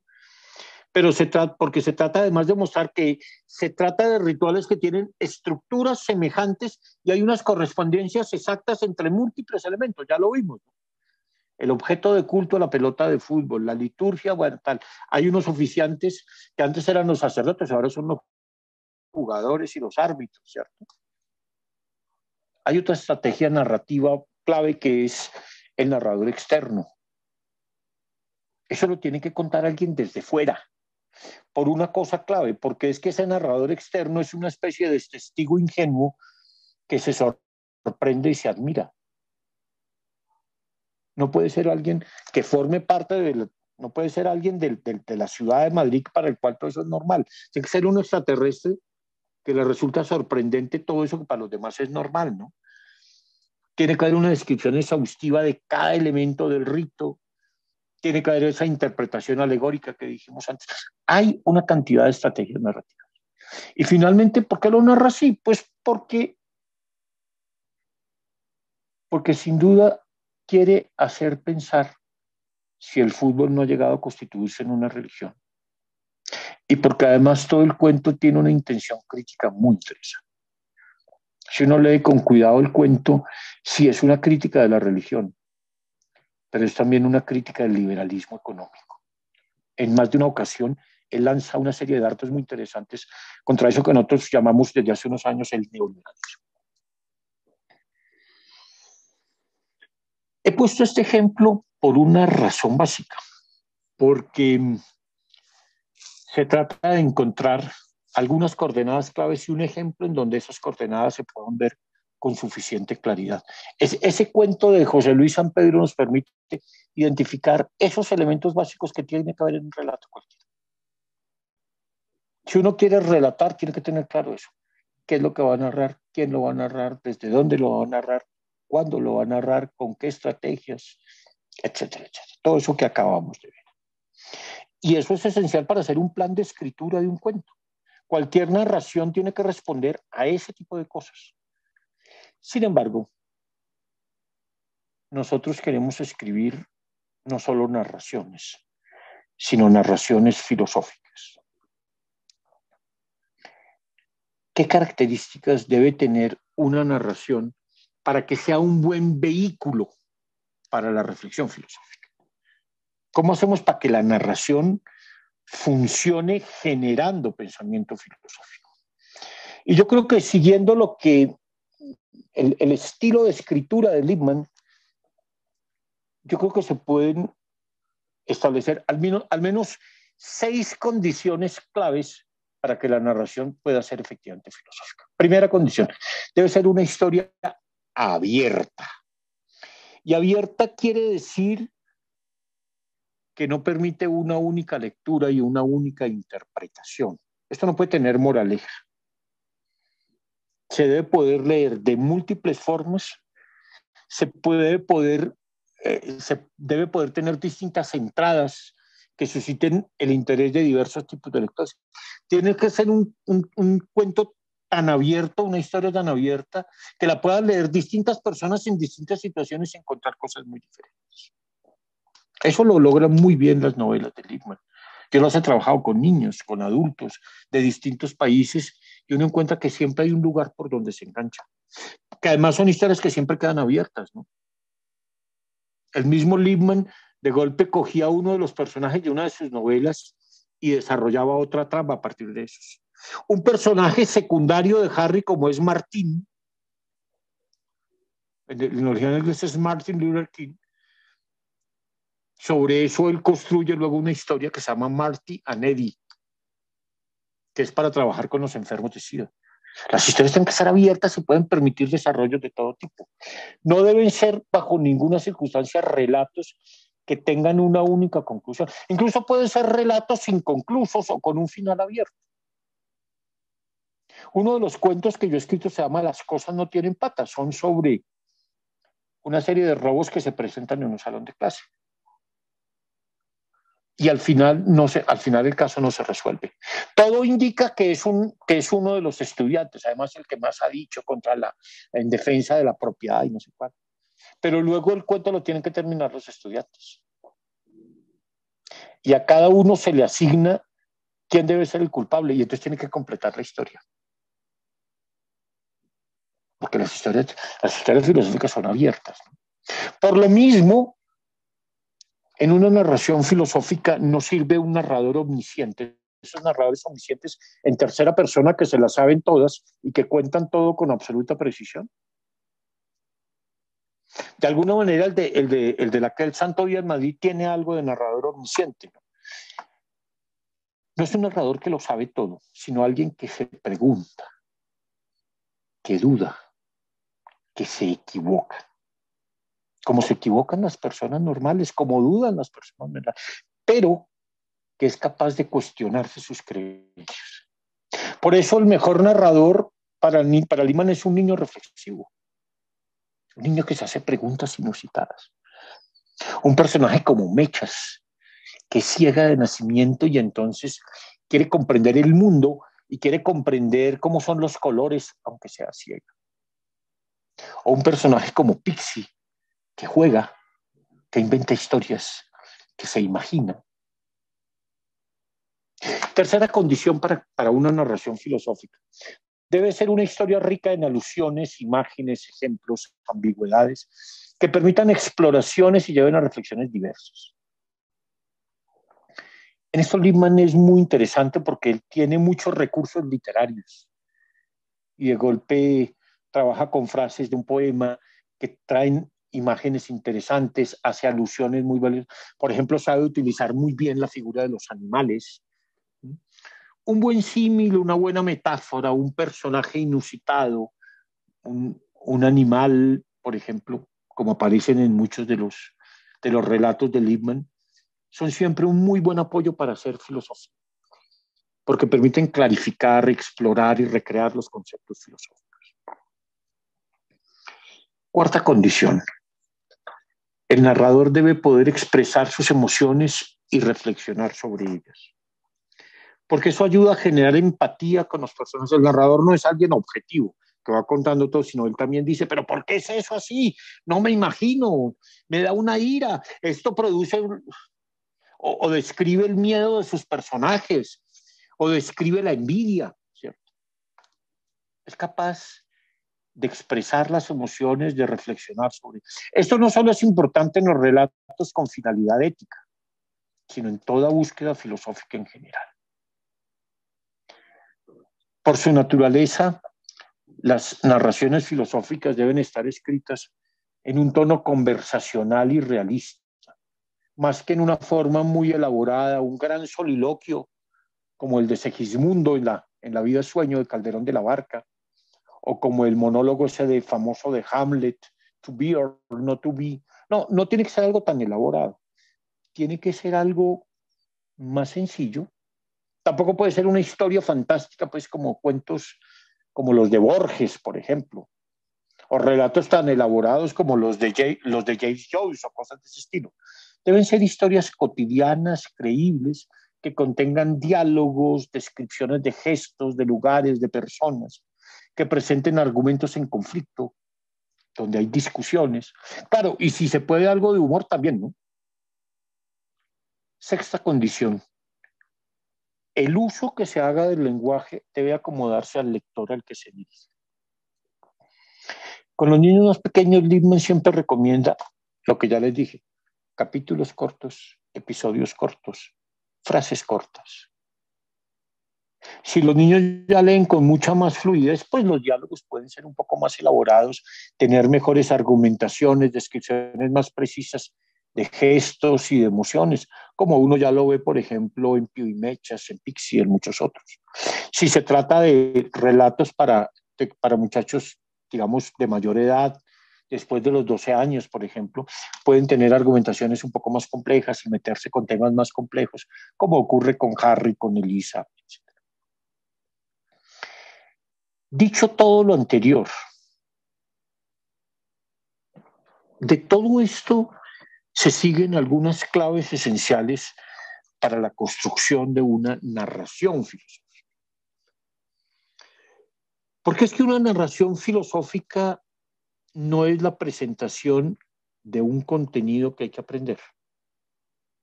Uno no lee un cuento para aprenderse el cuento, porque mañana le van a hacer un examen. Claro, a veces sí, a veces le ponen a leer cuentos para resumirlos, como si el valor de un cuento estuviera en saber uno lo que dice y no en disfrutar del cuento, de su lenguaje, del modo como juega con situaciones, etcétera. No.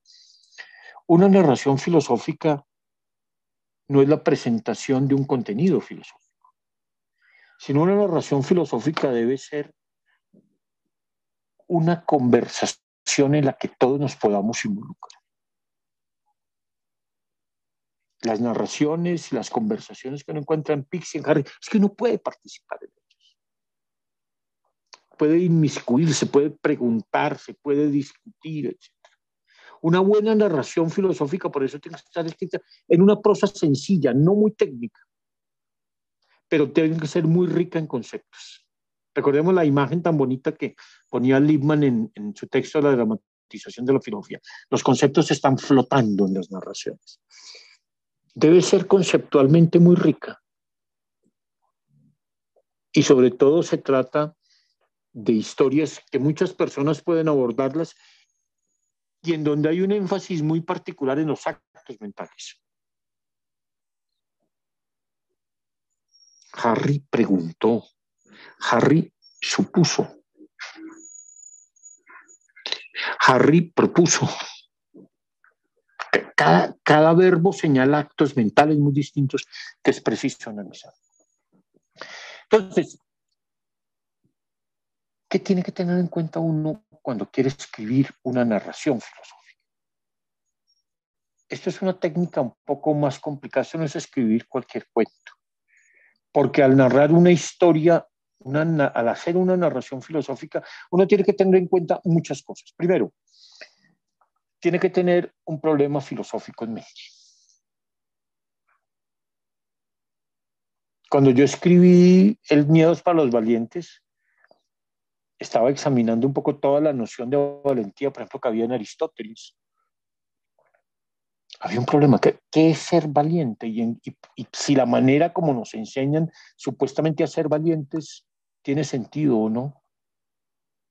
Hay un problema, pero ese problema hay que vertirlo, hay que traducirlo a una situación que le resulte familiar. Si yo quería reflexionar sobre el miedo y la valentía, tenía que enfrentarme a una situación que fuera realmente, que generara miedo. Y entonces por eso empiezo con un niño que ve entrar a su mamá a la sala de cirugía para que la operen de urgencia y empieza a sentir la angustia de que su mamá se pueda morir. Ese es el temor más grande que hemos tenido todos, la muerte de los padres. Ese cuento del miedo es para los valientes, yo lo leí, perdón, yo lo escribí poco tiempo después de la muerte de mi papá. Y parte de lo que recreo ahí fue el momento en que yo llegué a la clínica donde mi papá estaba agonizando y me dijo mi hermano menor, ya no hay nada que hacer. El temor de toda la vida desde niño se había consumado. Uno tiene que ponerse un problema, encontrar una situación, pero una situación que es familiar para todos, ¿no? Que no ha tenido un familiar en una cirugía, por ejemplo. Y entonces, cuando uno tiene esa situación, tiene que empezar a crear herramientas para desarrollarla. Por ejemplo, tiene que crear personajes. Y esos personajes tienen que encarnar ciertos pensamientos y ciertas actitudes. Para escribir El miedo es para los valientes, yo me inventé un personaje, Santi. Santi es un niño que llora cuando ve a su mamá entrar a la sala de cirugía y el hermano mayor le dice, no llore, las que lloran son las niñas, tiene que ser valiente. Se empieza a explorar qué es ser valiente, empieza a pensar en situaciones. Pero además el personaje es interesante porque los personajes adquieren vida propia.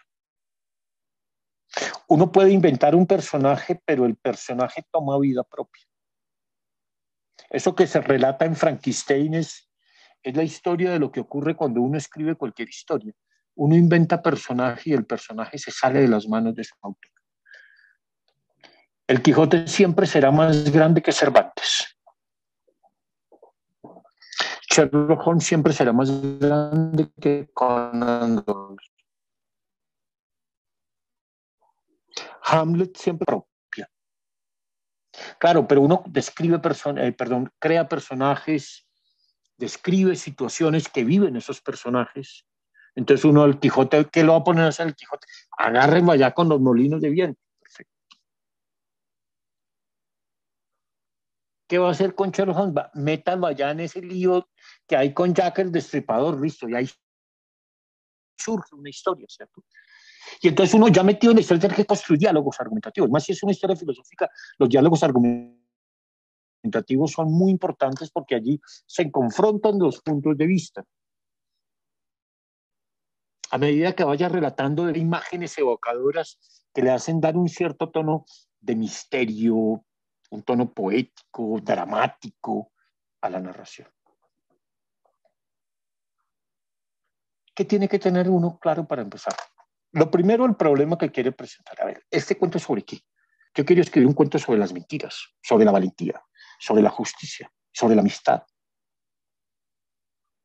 sobre la esclavitud, sobre muchos temas puede uno escribir.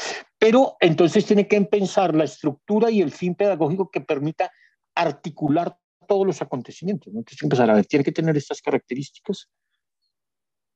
Y entonces tiene que empezar a pensar quién podría encarnar esas características. Entonces viene el problema de los personajes.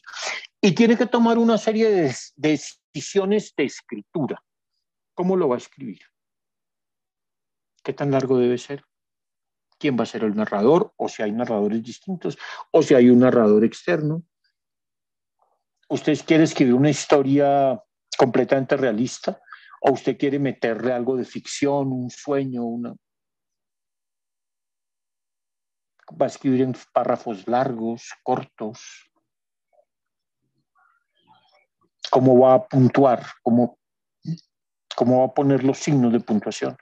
Cuando uno tenga todos esos elementos claros, y entonces tiene que pensar en las situaciones en que va a traducir esos problemas filosóficos y situaciones que sean familiares a sus potenciales lectores, ¿no? Cuando uno tenga eso primero, ya, láncese a escribir. Uno prepara el acto de la escritura, pero tiene que prepararlo muy cuidadosamente. Hay un momento en que hay que soltarse. Empieza a contar. El acto de escribir es un asunto experimental. Empieza a contar. Y a medida que usted va contando, eso se va estructurando.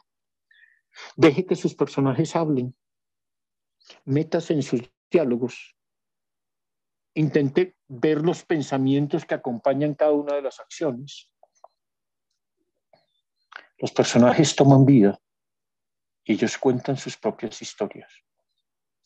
García Márquez siempre dijo que lo más difícil fue escribir las primeras frases de Cien años de soledad.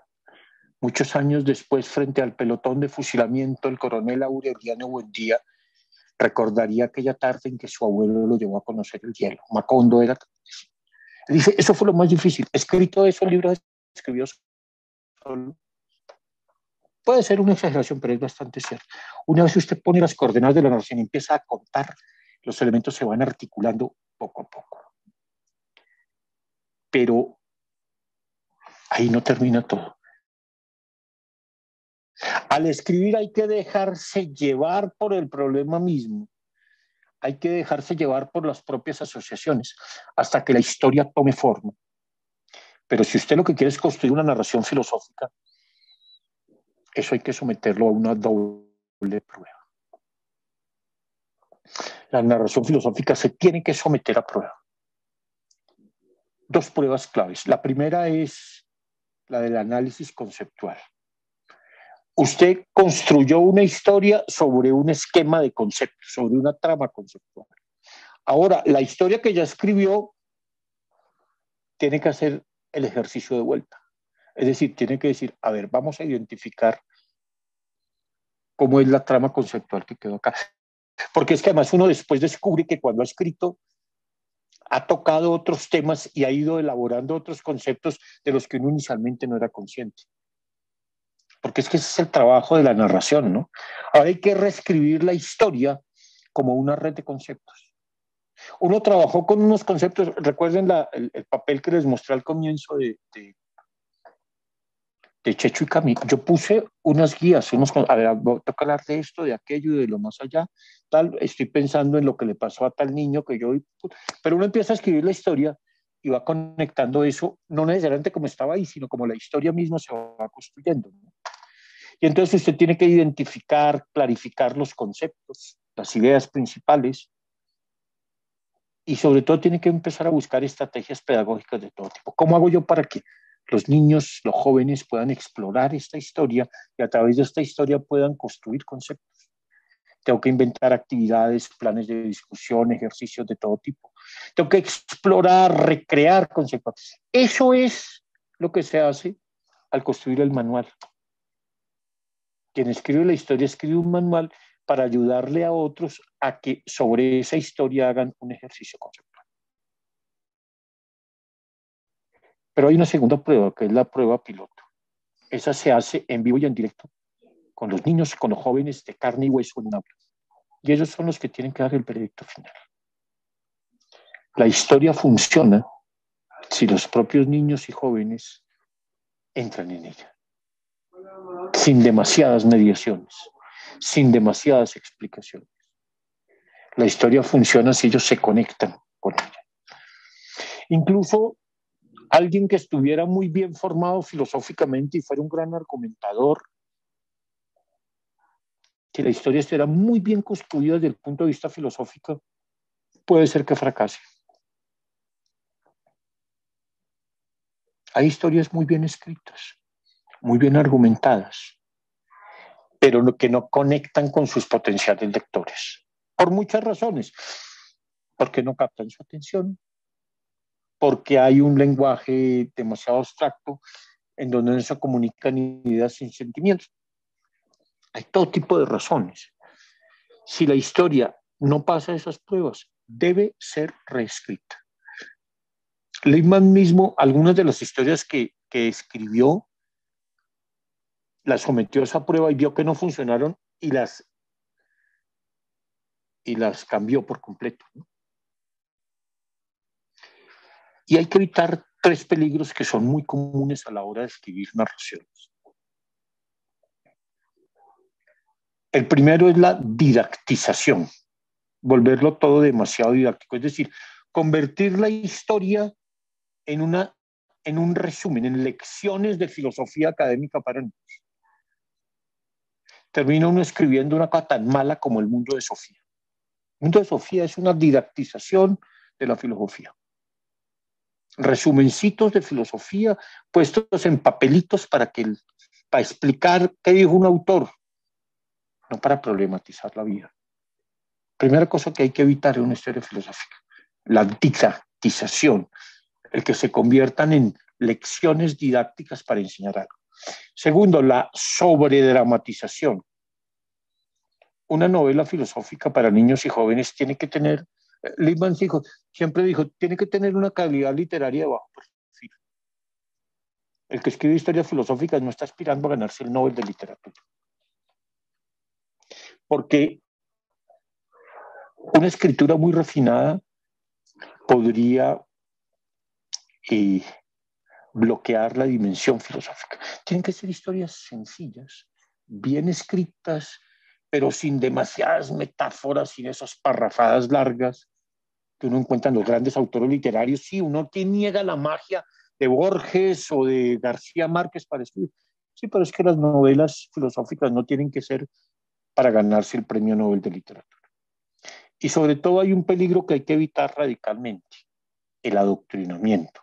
Es decir, ese interés malsano por convertir las narraciones en modos de inculcar valores, meter a las patadas, pretender imponer a otros nuestras creencias religiosas, morales o políticas. Al final yo pongo ejemplos de cómo eso se da en concreto en dos historias que escribí, El miedo es para los valientes y El collar de varias vueltas. Algunos las conocen, de todas maneras están entre los textos que vamos a comentar la próxima vez, entonces esa parte la puedo dejar de ese tamaño.